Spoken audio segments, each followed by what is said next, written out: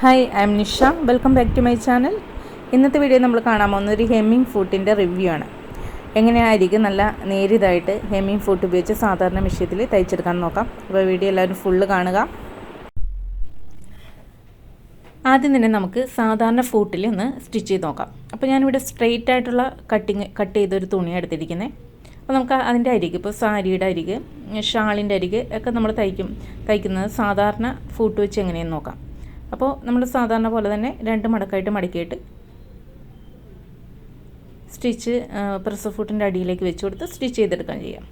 അപ്പം നമുക്ക് എന്താ പറ്റുകയെന്ന് വെച്ചാൽ കൂടുതൽ ചെറുതാക്കാൻ പറ്റില്ല. കൂടുതൽ ചെറുതാക്കിയാൽ അത് അതിൻ്റേതായ ഭംഗിക്ക് കിട്ടില്ല, ഒരേപോലെ നമുക്ക് കിട്ടില്ല. അപ്പോൾ നമുക്കൊരു ഏറ്റവും ചെറുതാക്കി തയ്ക്കാൻ പറ്റുന്നത് ഇങ്ങനെയാണ്. പിന്നെ ഉരുട്ടി തയ്ക്കുന്ന രീതിയിൽ എല്ലാ തുണികളും നമുക്ക് പറ്റുകയുമില്ല. ചില കോട്ടൺ തുണികൾ മാത്രമേ ഉരുട്ടി തയ്ക്കാൻ നമുക്ക് പറ്റുള്ളൂ. അപ്പോൾ ഈ തുണിയൊന്നും അങ്ങനെ പറ്റില്ല. അപ്പോൾ നമുക്ക് ഇത്രയും വീതിക്ക് സ്റ്റിച്ച് ചെയ്തെടുക്കാൻ പറ്റിയിട്ടുള്ളൂ. അപ്പോൾ ഇതാണ് ഹെം ഫൂട്ട്. ഞാനിത് ഫ്ലിപ്കാർട്ടിൽ നിന്നാണ് ഓർഡർ ചെയ്തത്. നമ്മുടെ സാധാരണ കടയിലൊക്കെ കിട്ടാൻ പാടാണ്. അന്വേഷിക്കുമ്പോൾ അവർ ഓർഡർ ചെയ്ത് വന്നിട്ട് വേണമെന്നൊക്കെയാണ് അവരും പറയാറ്. അപ്പോൾ നമുക്ക് ഫ്ലിപ്കാർട്ടിൽ ആമസോണിലൊക്കെ അവൈലബിൾ ആണ് കേട്ടോ അത്. അപ്പോൾ സാധാരണ നമ്മുടെ റോളിംഗ് മെഷീൻ ഉണ്ടല്ലോ, ഉഷയുടെയൊക്കെ സിംഗറിൻ്റെയൊക്കെ റോളിംഗ് മെഷീനിൽ ഇതേപോലെ തന്നെയാണ് ഫൂട്ട് വരുന്നത്. പക്ഷേ കുറച്ച് വ്യത്യാസങ്ങളുണ്ട്. ആ ഫൂട്ട് നമുക്ക് സാധാരണ മെഷീനിൽ ഉപയോഗിക്കാൻ പറ്റില്ല. അപ്പോൾ ഇത് സാധാരണ മെഷീനിൽ ഉപയോഗിക്കാൻ പറ്റിയ തരം ഫൂട്ടാണ്. അപ്പോൾ നമുക്ക് ചേഞ്ച് ചെയ്യാം. നമ്മളവിടെ ആദ്യം കാണാൻ പോകുന്ന സ്ട്രെയിറ്റ് ആയിട്ടുള്ള തുണി, സ്ട്രെയിറ്റ് ആയിട്ടുള്ള കട്ടിങ് എങ്ങനെ ഹെം ഫൂട്ട് വെച്ച് നല്ല നീറ്റായിട്ട് എങ്ങനെ സ്റ്റിച്ച് ചെയ്തെടുക്കാമെന്നാണ്.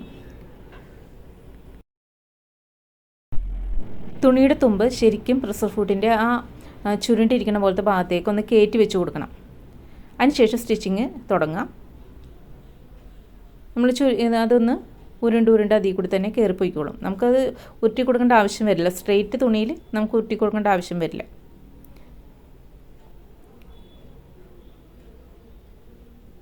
നല്ല നീറ്റായിട്ട് ആ സ്ട്രെയിറ്റ് ലൈനിൽ കൂടി തന്നെ സ്റ്റിച്ച് ചെയ്ത് പോകുന്നതാണ്.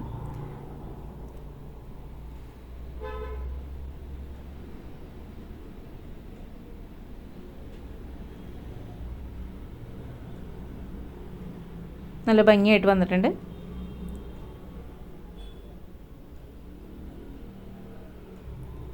ഇനി നമുക്ക് അംബർല കട്ടിംഗ് ആയ തുണി എങ്ങനെ സ്റ്റിച്ച് ചെയ്തെടുക്കാൻ നോക്കാം.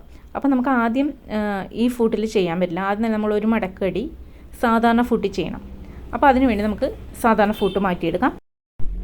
അതിനുശേഷം ഒന്ന് ചെറുതായിട്ട് മടക്കി, ഒരു 4 ഇഞ്ചോളം മടക്കി വെച്ച് ഒന്ന് സ്റ്റിച്ച് ചെയ്തെടുക്കാം. ചുറ്റും ഒന്ന് സ്റ്റിച്ച് ചെയ്തെടുക്കാം. ഇതിപ്പോൾ ചുരുണ്ട് പോയാലും പ്രശ്നമൊന്നുമില്ല.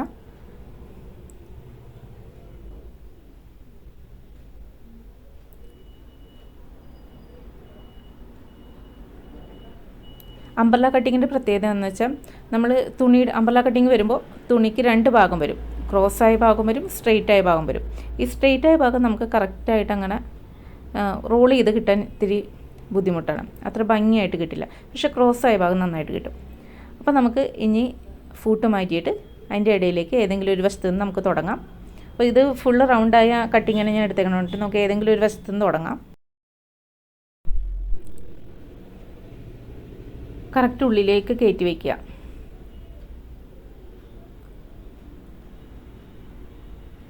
ഇങ്ങനെ ക്രോസായ ഭാഗങ്ങൾ അടിക്കുമ്പോൾ പതുക്കെ അടിക്കുന്നതായിരിക്കും നല്ലത്. നമ്മൾ സ്പീഡിൽ അരികൊക്കെ അടിക്കണോട്ട് സ്പീഡിലടിച്ചാൽ കൂടുതൽ തുണിയൊക്കെ കൂടുതൽ ഉള്ളിലേക്ക് കയറിപ്പോവും. പിന്നെ അതൊരു അഭംഗം, ചിലയിടത്ത് തുണി കയറിയില്ലെന്ന് വരും. അപ്പോൾ നമ്മൾ ഇതേപോലത്തെ ക്രോസായ അംബർല കട്ടിങ് ആയ തുണികൾ സ്റ്റിച്ച് ചെയ്യുമ്പോൾ കുറച്ച് സ്ലോവിൽ തന്നെ തയ്ക്കാം. അപ്പോഴേ അതിൻ്റെ ഭംഗി വരുള്ളൂ. നമുക്ക് സാധാരണ റോളിംഗ് മെഷീൻ ആണെങ്കിൽ വളരെ എളുപ്പത്തിൽ കഴിയും കേട്ടോ.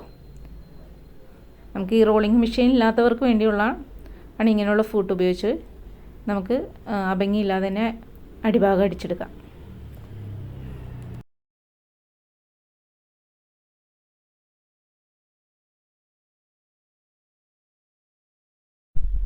നല്ല ഭംഗിയായിട്ട് നല്ല നീറ്റായിട്ട് വന്നിട്ടുണ്ട്. അപ്പോൾ എല്ലാവരും ഇങ്ങനത്തെ ഫൂട്ട് സാധാരണ അങ്ങനത്തെ റോളിംഗ് മെഷീൻ ഇല്ലാത്തവർ ഇങ്ങനത്തെ ഫൂട്ട് മേടിച്ച് സ്റ്റിച്ച് ചെയ്ത് നോക്കുക.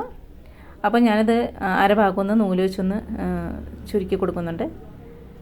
ചെറുതായിട്ട് തുന്നി ചുരുക്കി കൊടുക്കണം. അതെങ്ങനെ കിടക്കുമെന്ന് കാണാനാണ്.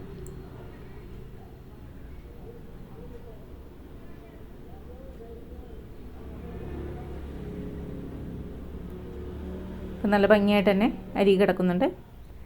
അപ്പോൾ താങ്ക് യു.